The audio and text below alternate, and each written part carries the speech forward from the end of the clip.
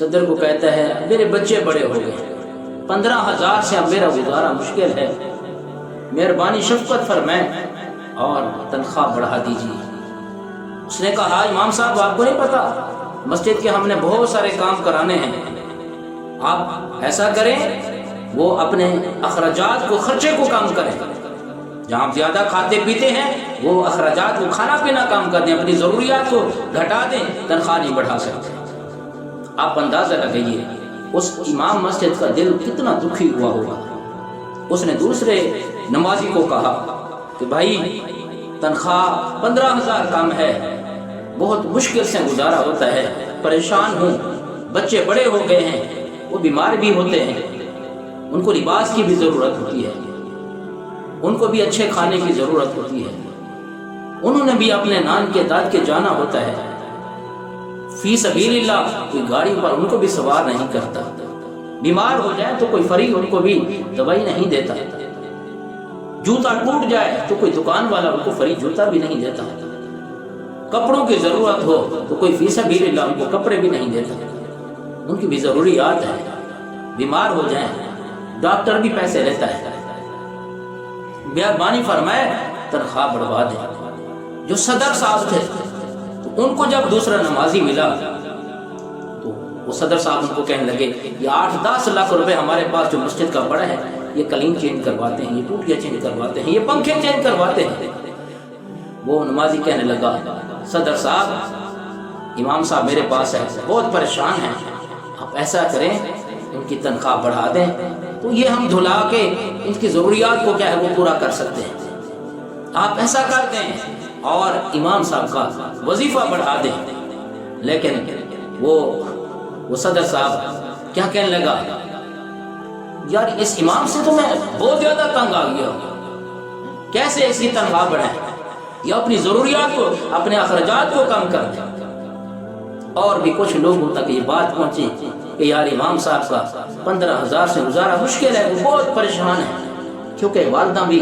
والد بھی، بہن بھائی، خوشیاں بھی، غم بھی، آنا جانا ہوتا ہے، ان کے پاس بھی مہمان آتے ہیں، ان کو بھی چائے بنانے کی ضرورت ہوتی ہے، ان کو بھی مہمانوں کو بوتل پلانی ہوتی ہے، انہوں نے بھی مہمانوں کے لیے گوشت خریدنا ہوتا ہے۔ اس دور میں، اس مہنگائی کے دور میں 15,000 کیا کرے گا؟ جب وہ بہت زیادہ آپ اندازہ لگے دکھی ہوا، اس کے دکھوں کو دیکھ کر کچھ نمازیوں نے صدر سے کہا کہ ہم ہر مہینے کچھ اضافی رقم دے دیا کریں گے جس سے امام کا خرچہ وہ آسانی سے پورا ہوگا اور تنخواہ میں اضافہ ہو جائے گا۔ صدر صاحب کہنے لگے چھوڑو جو تم نے اضافی رقم دینا ہے نا، وہ مسجد کی اور بھی ضروریات ہیں، اس پر ترس نہ آیا، اس پر رحم نہ آیا اس کو۔ آخر کار امام صاحب نماز پڑھانے کے لیے جیسے ہی مسجد کے اندر تشریف لاتے ہیں، صفیں بن گئی، وہ صدر صاحب کہنے لگا امام صاحب نماز کے بعد میرے بیٹے کے لیے اچھی نوکری کی دعا کرنا۔ امام صاحب نے نماز کو پڑھایا، نماز کے بعد دعا فرمانے لگے، اور کیا دعا میں کہا، دعا تو اور بھی بہت ساری باتیں کی، اللہ تعالیٰ سے مانگا، اور اس میں ایک جملہ یہ بھی کہا کہ یا اللہ ہمارے صدر صاحب کے بیٹے کو 15,000 والی نوکری عطا فرما، آمین۔ دعا مکمل ہوئی، صدر صاحب لال سرخ ہو گئے اور کہنے لگے یہ دعا دی ہے یا بد دعا دی ہے؟ کیا مطلب؟ ایک اور نمازی بولا، اس نے کہا ہاں امام صاحب 15,000 والی تو یہ بات آپ نے بہت کم تنخواہ ہے، آپ 30-40 ہزار والی بات کرتے، 35,000 والی بات کرتے۔ صدر صاحب کہنے لگا کہ 35,000 40,000 سے کیا گزارا ہوتا ہے کسی کا؟ اب وہ نمازی بھی بولا اور کہنے لگا صدر صاحب اس کا مطلب یہ ہے کہ آپ کو علم ضرور ہے، علم ہے آپ کو کہ اس 15,000 سے گزارا نہیں ہوتا۔ آپ معلومات کیجئے، آپ خود اپنے گھر کے اخراجات کا اندازہ کیجئے، کتنا آپ کی ضروریات ہیں، کیا کیا آپ کو خریدنی ہوتی ہیں۔ یہ مولوی، یہ امام، یہ بھی انسان ہے، اس کے بھی بچے ہیں، اس کی بھی ضروریات ہے، انہوں نے بھی کچھ خرید و فروخت کرنی ہوتی ہے، کپڑا، لباس، جوتا، سبزی، گھی، دال، چینی، آٹا، گندم ہے، اور مہمان کے لیے اکرام، سفر کے لیے کرایہ ہے، اپنی اماں کی دوائی کے پیسے، ابا کی دوائی کا علاج، اور بہنوں کی عید خرچی، بہنوں کی تھوڑی سی خدمت انہوں نے بھی کرنی ہوتی ہے، اور ان کی بھی ضروریات ہیں۔ اس لیے آج کی اس دور کے اندر، اس فتن دور کے اندر، مہنگائی کے دور کے اندر، اس لیے خدا را آپ ان ائمہ کرام پر رحم کیجئے، ان ائمہ مساجد پر رحم کیجئے، اور ان کے وظیفے بڑھا دیجئے، اور ان کی ضروریات کا خیال کیجئے۔ حق تو یہ بنتا تھا کہ ڈاکٹر فی سبیل اللہ امام مسجد کا علاج کرتا، کپڑا بیچنے والا فی سبیل اللہ امام کو اور ان کی فیملی کو کپڑے دیتا، درزی فی سبیل اللہ امام مسجد اور ان کے بچوں کے کپڑے سلائی کرتا۔ حق تو بنتا تھا جو قصاب ہے، قصائی ہے، وہ امام صاحب سے گوشت کے پیسے نہ لیتا، پٹرول کے ایجنسی والا امام مسجد کے موٹر سائیکل کے پٹرول کے پیسے وہ نہ لیتا۔ حق تو بنتا تھا کہ جہاں آپ اپنے اہل و عیال کے لیے کوئی راشن خریدتے ہیں تو امام مسجد کے لیے بھی آپ کی راشن خرید لیتے، جہاں آپ اپنے بچوں کے لیے گوشت لاتے ہیں تو وہاں کلو آدھا کلو امام مسجد کی فیملی کے لیے بھی آپ خریدتے، جہاں آپ لاکھوں روپے کی شاپنگ کرتے ہیں، اپنے اہل و عیال کے بچوں کے کپڑے خریدتے ہیں، تو وہاں 5-10 ہزار کے امام مسجد اور ان کی فیملی کے بھی چھوٹے چھوٹے معصوم بچے ان کے بھی آپ ان کے بھی کپڑے خرید لیتے، جہاں آپ اپنے لیے مٹھائیاں لاتے ہیں تو امام مسجد کے لیے بھی لا دیتے، اچھا کھانا بنایا تو امام مسجد کے گھر کے اندر بھی بھیج دیتے ہیں، نالیوں میں بہا دیتے ہیں، نالیوں میں گرا دیتے ہیں۔ اس لیے آج کے اس دور کے اندر ایک بہت بڑا المیہ ہے ائمہ مساجد کے۔ ہاں بڑے بڑے شہروں کے اندر تو ہو سکتا ہے ان کے وظائف ٹھیک ہوں، لیکن عام طور پر دیہاتی علاقوں میں، پسماندہ علاقوں میں، چھوٹے چھوٹے گاؤں کے اندر، چھوٹے چھوٹے شہروں کے اندر یہ بہت بڑا المیہ ہے ائمہ مساجد۔ کس کی جیب کو دیکھیں، کس کی طرف، کس کو کیا کہیں،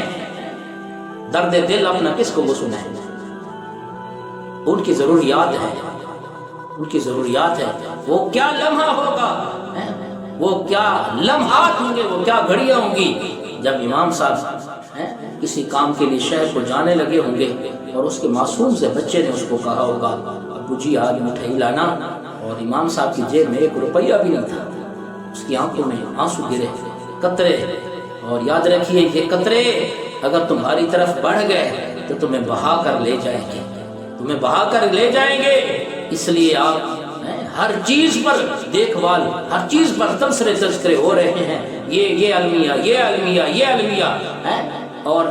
بعض دفعہ تو ایسا سننے میں آیا ہے اسکول کے ماسٹر جن کی لاکھوں روپے تنخواہ وہ بھی احتجاج کرتے ہیں، وکیل احتجاج کرتے ہیں، ڈاکٹر احتجاج کرتے ہیں، یہاں تک کہ بڑے بڑے وزراء احتجاج کرتے ہیں اور اپنی تنخواہ وظیفے کا بڑھانے کا مطالبہ کرتے ہیں۔ کیا کبھی آپ نے کسی امام مسجد کو دیکھا ہے؟ کیا کوئی علماء کرام کو آپ نے دیکھا ہے کہ وہ روڈ پر آئے ہوں اور ایک گاڑی کو روکا ہو، احتجاج کیا ہو کہ ہمارے وظائف کو بڑھا دیا جائے؟ صبر کے ساتھ وہ زندگی گزارتے ہیں، لیکن یاد رکھیے اس کا مطلب یہ نہیں ہے کہ وہ صبر کر رہے ہیں۔ آپ ان کے صبر کا امتحان لیں، آپ سے پوچھا جائے گا، آپ سے پوچھا جائے گا۔ بعض دفعہ مسجد میں نئے قلیم کی ضرورت نہیں ہوتی، اسی کو دھو کر استعمال کیا جا سکتا ہے۔ پرانے پنکھے چلا کر ہوا کو جو ہے نا مسجد کی ضروریات میں پرانے پنکھے کا استعمال کیا جا سکتا ہے، جو پرانی ٹوٹیاں چل رہی ہیں اس سے گزارا ہو سکتا ہے۔ نئے وضو خانے کی کوئی ضرورت نہیں ہے، پرانے سے بھی گزارا ہو سکتا ہے، لیکن یاد رکھیے جو اچھا پھر اس کے اندر ہوتا کیا ہے؟ آپ نماز پڑھے ہیں، امام مسجد آپ کو نماز پڑھا رہا ہے، آپ نے نیت باندھی، امام صاحب سوچے اللہ اکبر کہا، آپ نماز میں ہیں، امام کے اقتداء میں نماز پڑھ رہے ہیں، اور امام صاحب نے نماز شروع کی اور اس کے ذہن کے اندر فوراً یہ خیال آیا کہ امی کی دوائی بھی لینی ہے، ابو کی دوائی بھی لینی ہے، اور جیب میں کچھ بھی نہیں ہے، تو مجھے بتائیے آپ کی کیا نماز ہوئی؟ جب امام مسجد کی حالت یہ ہو، وہ پریشان اتنا ہو، وہ دکھی اتنا ہو، وہ غمزدہ اتنا ہو کہ نماز کے اندر بھی اس کو یہ خیالات آئے، تو آپ کی کیا نماز ہوگی؟ اس لیے اپنے امام کو خوشحال رکھیے۔ پھر سوال ہوتا ہے کتنی دینا چاہیے، کتنی اس کی ضروریات ہے؟ تو یاد رکھیے جس ماحول میں، جس معاشرے میں، جس جگہ پر امام وقت گزار رہا ہے اس محلے میں آپ جو متوسط درمیانے درجے قسم کے لوگ ہیں، ان کی جو ضروریات ہیں، ان کے جو اخراجات ہیں، اتنا وظیفہ امام کا متعین کیا جائے، مقرر کیا جائے۔ اللہ تبارک و تعالی اس آپ کے اچھے عمل پر، امام کے وظیفہ بڑھانے پر، امام کی تنخواہ بڑھانے پر، اللہ تبارک و تعالی اس کا بدل آپ کو دنیا کے اندر بھی عطا فرمائیں گے، آخرت کے اندر بھی کیا ہے وہ عطا فرمائیں گے۔